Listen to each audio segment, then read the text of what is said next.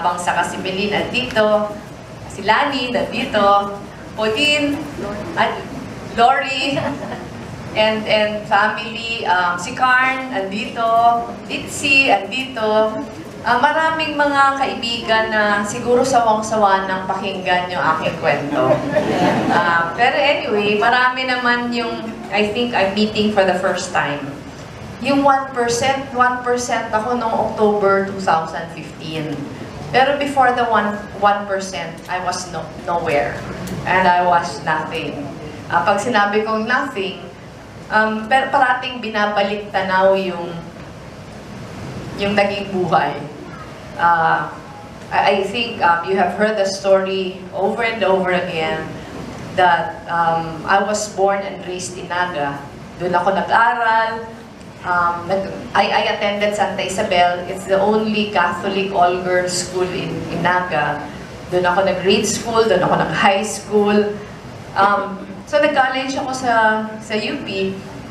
Pero even when I was in UP, ano pa din, parang sheltered pa din yung upbringing, nadala yung buhay sa probinsya. Araw-araw nagsisimba.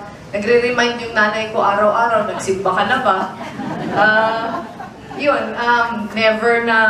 Never akong sumali sa sorority, never na ganun. Parang very provincial pa din. But the plan was, because I'm the eldest in the family, the plan was, susunod ako sa yapak ng aking tatay. Hindi ko plano, pero plano ng magulang mo para sa akin. And gano'n naman yung upbringing namin. Parang we were raised to accept the fact that parents know what's best for us.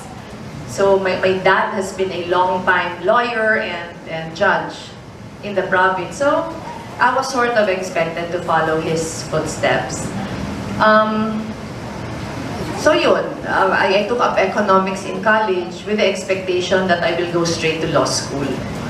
Pero, yung parang historical events happened during that period of time that I was in UP. During my second year, pinatay si Ninoy. That was my political awakening. Pagkatapos na namatay si Ninoy, I became active in street demonstrations. Pero these were demonstrations na ano lang, yung mga safe, nasa school lang, etc. etc. And I think the only time I went out of school was yung EDSA and when Cory was running for president. Pero parang because EDSA happened, after I graduated, there was a burning desire to join government. Parang sa akin, graduation speaker namin si Cory. She was someone I idolized at that time. Until now naman.